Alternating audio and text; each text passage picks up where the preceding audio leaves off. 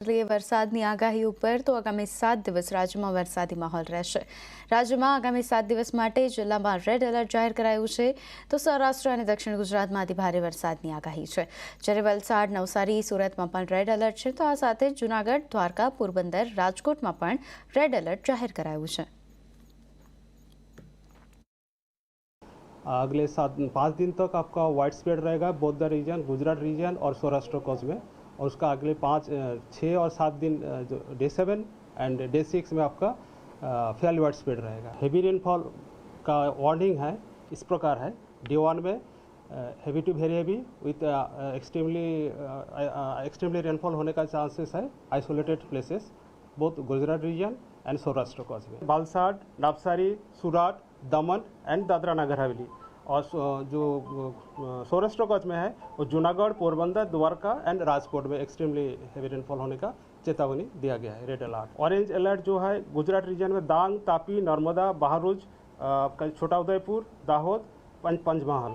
और जो सौराष्ट्र कच्छ में है गिर सोमनाथ, दीव, अमरेली, इसका बोटाड, सुरेंद्रनगर, मोरबी, जूनागढ़ एंड भावनगर, इसमें आपका ऑरेंज अलर्ट दिया गया है। वेरी हेवी रेनफॉल का वार्निंग दिया गया है अगले 48 आवर के लिए।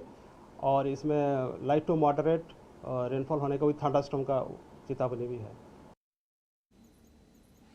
तो જામખંભાળિયામાં પણ સવારમાં વરસાદે પધરામણી કરી અને રોડ પાણી થયા।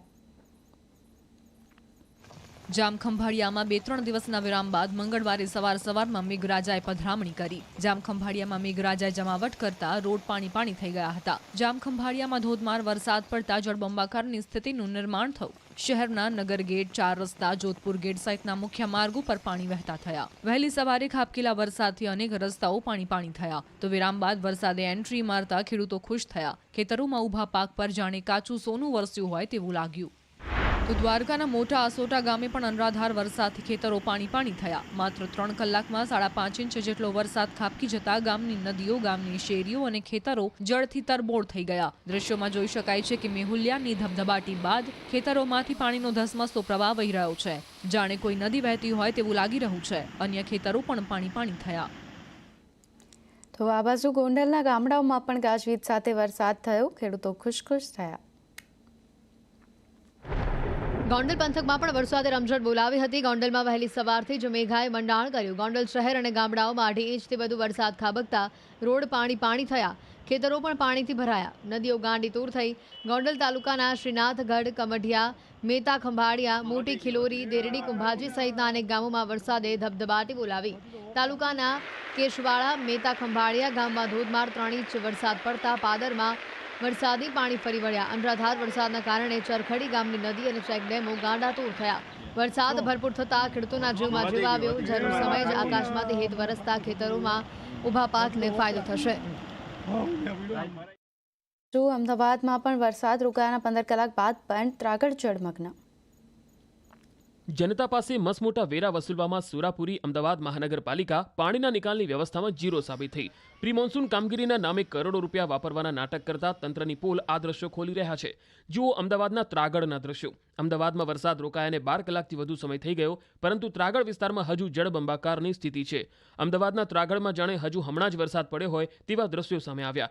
ત્રાગડના ગરનાળામાં હજુ વાહનોના વ્હીલ ડૂબી જાય એટલા પાણી ભરાયેલા છે। વરસાદથી ગરનાળામાં પાણી ભરાયા બાદ બંધ કરાયું હતું, પણ હજુ સુધી પાણી નહીં ઓસરતા લોકો પરેશાન બન્યા। અહીં વાહનો બંધ પડી રહ્યા છે। વાહન ચાલકોને પાણીમાંથી પસાર થવાની ફરજ પડી રહી છે। તો અમદાવાદના ગોદરેજ ગાર્ડન સિટી વિસ્તારમાં રોડ બેસી ગયો। રોડ બેસી જતા વાહન ચાલકો મુશ્કેલીમાં મુકાયા। તો ધરતી પર સ્વર્ગનો આનંદ માનવો હોય તો ત્યારે પહોંચી જાઓ સુરતના દેવઘાટ ઘોઘ પર। રમણીય દ્રશ્યો જોઈને મોજ પડી જશે। ઉમરપાડામાં 4 કલાકમાં 14 ઇંચ વરસાદથી આભ ફાટ્યા જેવી સ્થિતિનું નિર્માણ થયું। તમામ નદીઓ ખૂંખાર બની।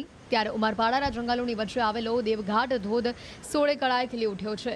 સતત વરસી રહેલા વરસાદના પગલે જંગલોનું પાણી સીધું દેવઘાટના ધોધમાં આવતા આ ધોધના અદ્ભુત દ્રશ્યો સામે આવ્યા છે। જાણે કોઈ વિદેશી ધોધ વહેતો થયો હોય તેવા આ દ્રશ્યો છે। ચારે બાજુ વનરાજી ખીલી ઉઠી છે અને જેની વચ્ચેથી ખડખડ વહેતા ધોધના આ દ્રશ્યો તમે નિહાળી અદ્ભુત થઈ રહ્યા હશો। આ નયનરમ્ય દ્રશ્યો નિહાળવા મોટી સંખ્યામાં પ્રવાસીઓ પણ અહીંયા ઉમટ્યા। અહીંનું ખુશનુમા વાતાવરણ પ્રવાસીઓનું મન મોહી લે તેવું છે। દેવઘાટમાં ઇકો ટુરિઝમ પોઈન્ટ પણ બનાવવામાં આવ્યો છે અને હાલ દેવઘાટ પ્રવાસીઓ માટે આકર્ષણનું કેન્દ્ર પણ બન્યું છે. દેવગઢ ખાતે પ્રવાસીઓ માટે આદિવાસી વાનગીઓ પણ મળી રહી છે. સરકાર દ્વારા વિકાસ કરાતા આ પંથકમાં ખાસ કરીને ખેતી પર નપતા લોકો માટે રોજગારીની તક ઊભી થઈ છે.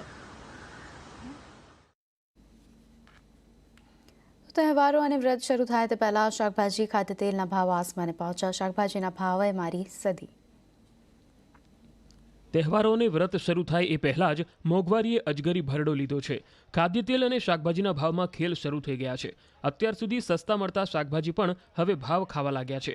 મોટાભાગના શાકભાજીના ભાવે સદી ફટકારી દીધી છે, જેથી ગરીબોની થાળીમાંથી શાકભાજી ગાયબ થઈ ગયા છે.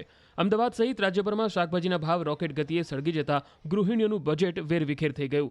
કોથમીરના પ્રતિ કિલોના ભાવ 150 થી 200 રૂપિયા થયા, જે પહેલા 80 થી 100 રૂપિયા હતા. ગુવારનો પ્રતિ કિલોનો ભાવ 130 થી 150 થયો, જે પહેલા 70 થી 80 રૂપિયા હતો. ફ્લાવરનો પ્રતિ કિલોનો ભાવ 130 થી 150 રૂપિયા પહોંચ્યો છે, જે પહેલા 80 થી 100 રૂપિયા હતો. ટામેટા પ્રતિ કિલોના ભાવ 100 રૂપિયાથી 120 રૂપિયા થયા, જે 12 દિવસ પહેલા 60 થી 70 રૂપિયા હતા. કોબીજના ભાવમાં પણ પ્રતિ કિલો 40 થી 50 રૂપિયાનો વધારો થયો છે. ભાવવધારા પાછળ વેપારીઓનું કહેવું છે કે વરસાદી માહોલના કારણે ટ્રાન્સપોર્ટેશન અટકી જતા અછત સર્જાઈ, જેની ભાવ પર અસર પહોંચી છે. બીજી તરફ સિંગતેલના ભાવમાં વધારો થયો છે. છેલ્લા 3 દિવસમાં ડબ્બાના ભાવમાં 50 રૂપિયા વધ્યા છે.